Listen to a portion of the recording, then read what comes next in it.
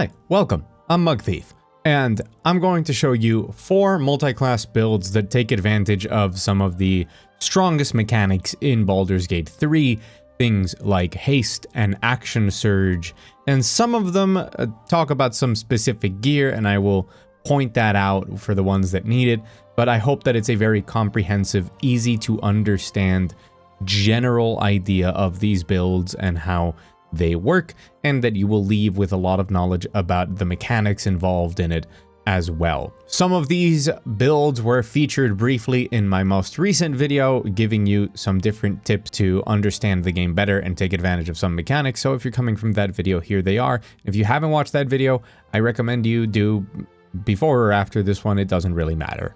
Anyways, let's get into it. So the first class we're going to start off with is actually the one that I use to play through the game, and this is a monk. When I reached late game, I noticed that most of my damage was coming from Flurry of blows, so I started to experiment on getting as many of those as possible.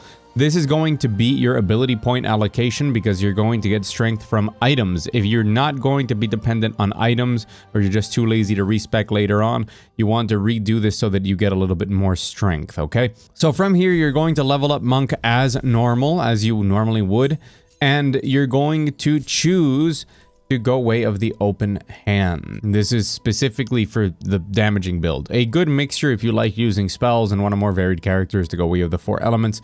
This is a good option. It works pretty much just as well. You're going to have a bigger mixture of damage with more versatility to be able to cast spells. But we're going to go way of the open hand. Now, one of the important things here is to go Tavern Brawler. Tavern Brawler makes it so that your strength modifier is added twice to the damage and attack rolls. And as I said, we're going to be getting strength from an item, or if not, you have put some into strength. Never underestimate Stunning Strike.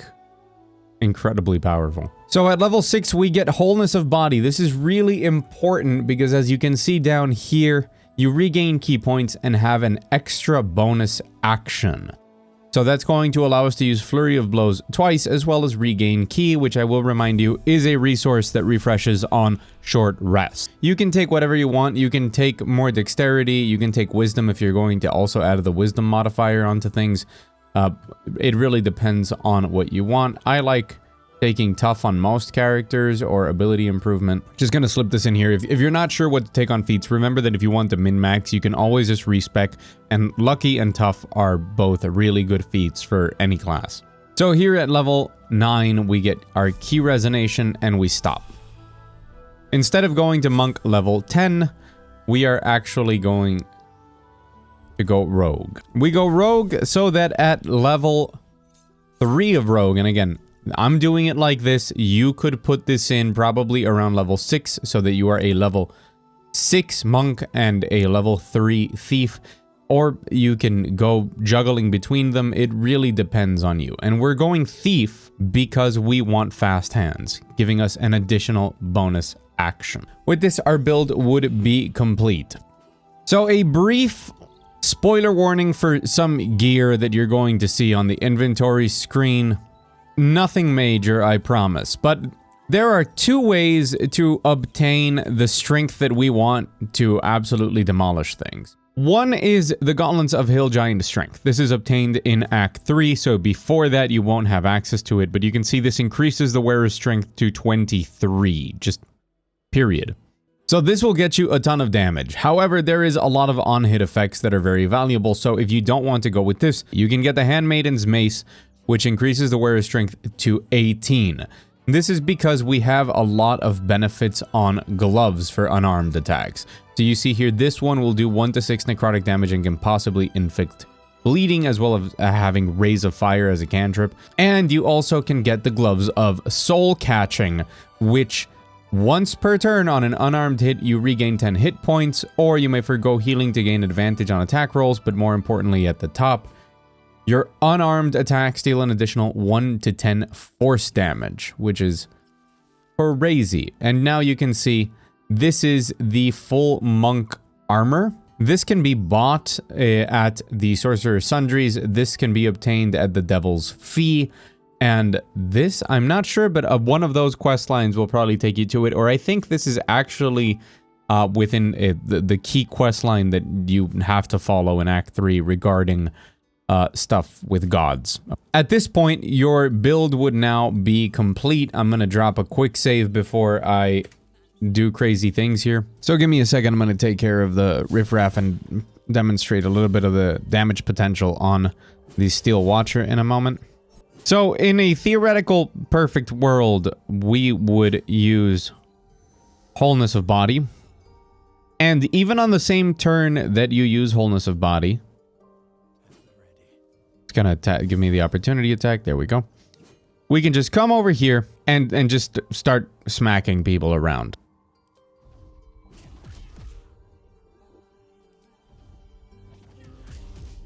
So you can see just how much damage that is. And once again, keep in mind that that is because I used Wholeness of Body there, but we still have extra attack. Okay, well that missed. That's unfortunate. But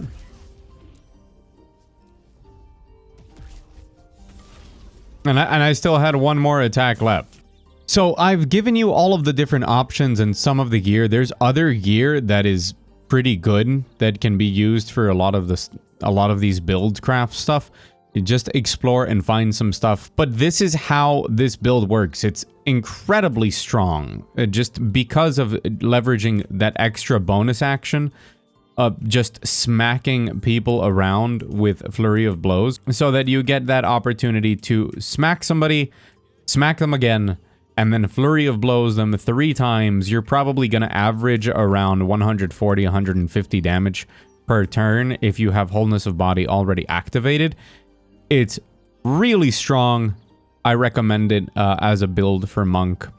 And of course, it gets you a ton of proficiencies from Rogue as well, and you get sneak attack if you want to, and things like that. Onwards to the second build, which is the really dumb having as many companions as possible build. And this one is really easy. It's not dependent on items. It's not dependent on really much anything because you're going to be using all of your companions. I'm going to go through this one relatively quickly, and then we're going to go on to the really efficient Nuke Sorcerer and how to get the staff as well. That's going to allow you to work that all in really easily. So for this build, we're going to go Druid of the Moon.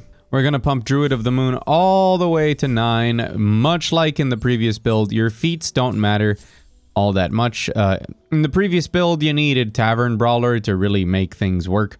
But for this, you don't need any particular feat. You can take whatever you want. At the end of the day, you're going to be using mostly all of your animal forms. So again, the division of the levels comes down to you, although I would recommend going Druid to 9 if you're doing this from the beginning of the game, just because it's a better class. It's more well-rounded. It's going to give you access to a lot of different things. You're going to have a ton of different spells. You're going to have your wild shapes. You're going to be very tanky, have a lot of versatility, and a lot of damage.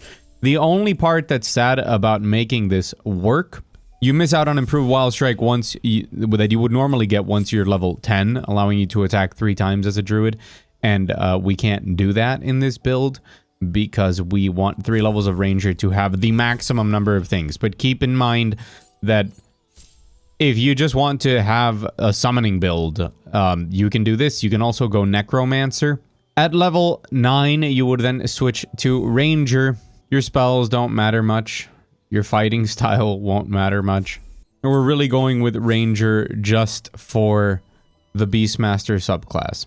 So yeah, the division of levels, I would primarily keep that in check with going Druid, since that is one of the strongest classes in the game as well. So I'm going to come over to this little corner to show you what exactly you would be doing. Again, I'm not wearing any specific armor for this. Make sure I have my correct spells prepared. You would kit this out however you want, obviously, so that you have some flexibility. You can throw out some other cool things. So you can take out your Ranger's Companion. One of the changes I would like, just to make this build better, is for your Companion to scale with your overall level instead of your Ranger level. But can't have everything, I guess. Then you can conjure an Elemental. You can conjure whichever Elemental you want. And then in the level 4 spell slot, for Conjure Minor Elemental, you can choose whichever one you want.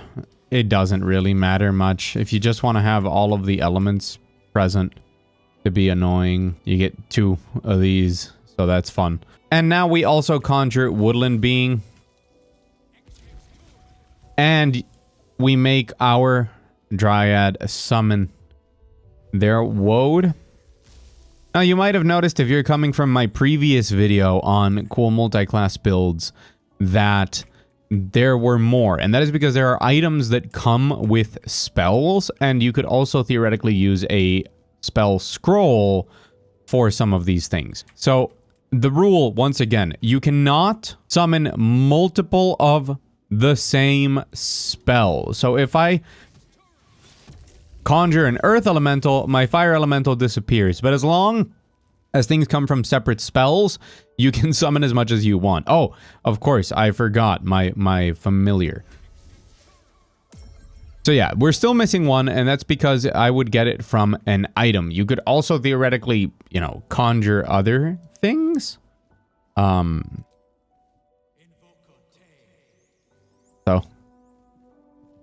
I can put this out as well if I wanted to.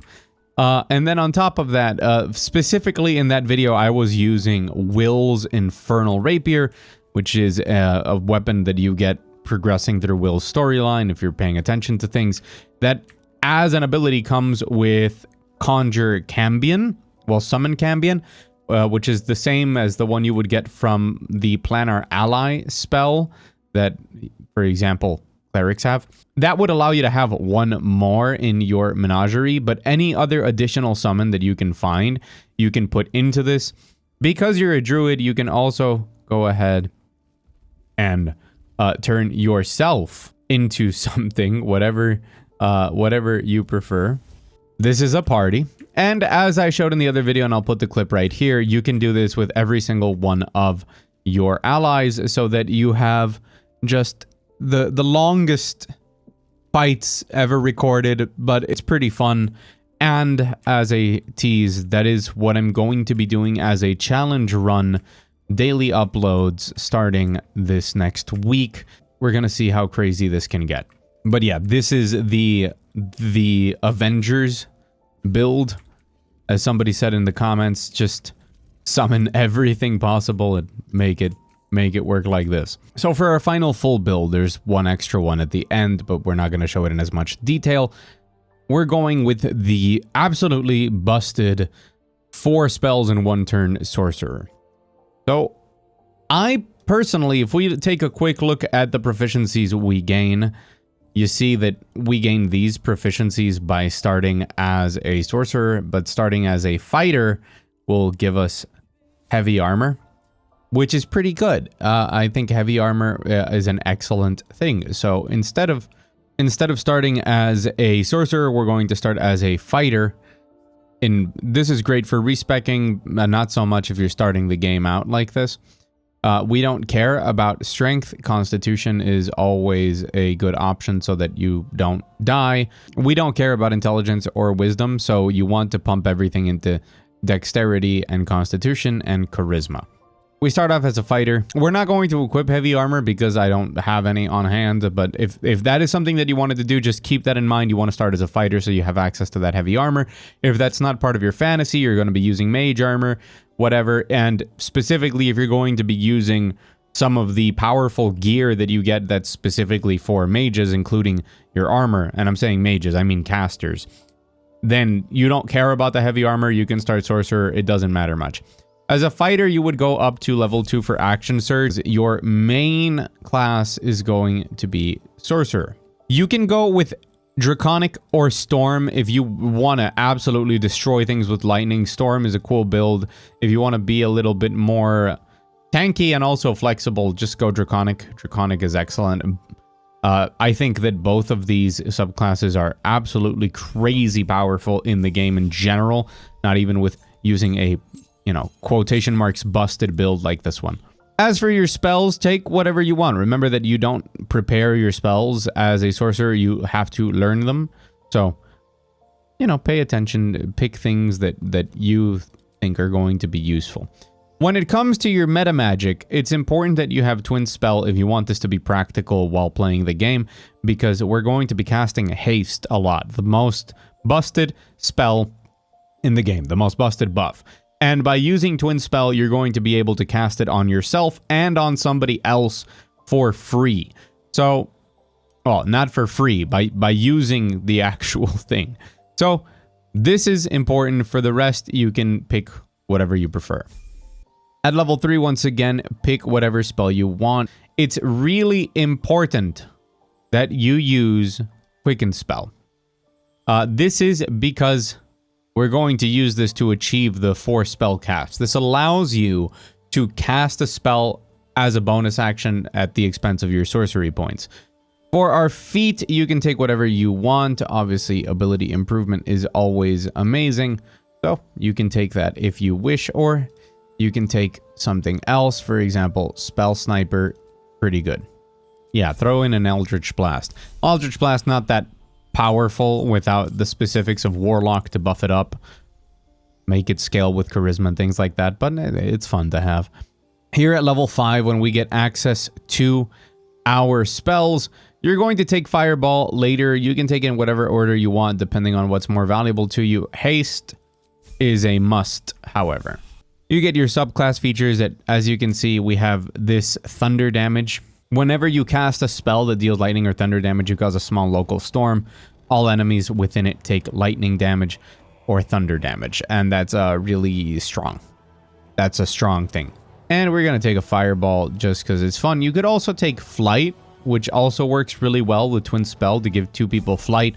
Although by the end of the game, depending on what you're doing, you might have some people with Flight already innately there for them. So here at level 4, you can take whatever you really want. Lightning Bolt is a really good spell to have if you're specifically going Storm Sorcerer. If not, I'm a big fan of Ice Storm. Banishment is really strong.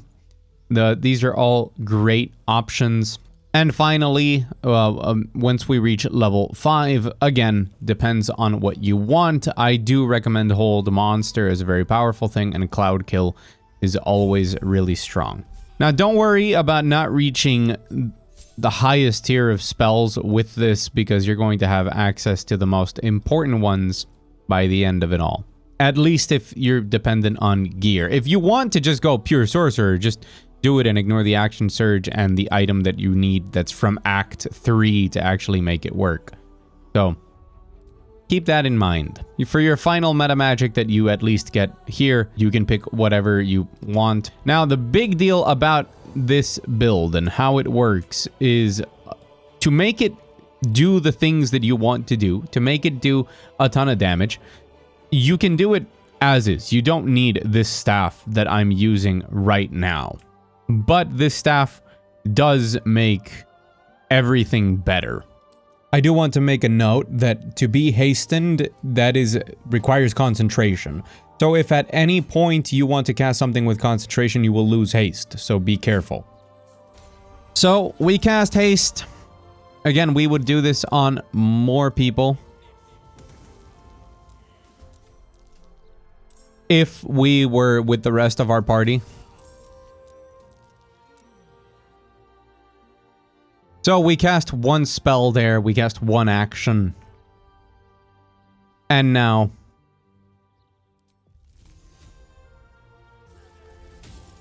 we can cast another action. We can action surge. Cast another action. That's so much damage. And because we have Quicken Spell, we can now cast another spell.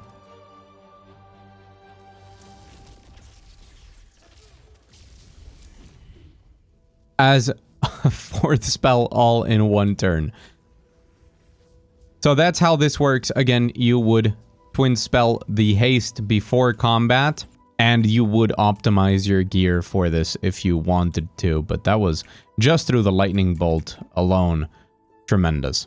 Now, what is up with the staff, and why is it so critical to making this playstyle that you can abuse consistently, especially using short rests?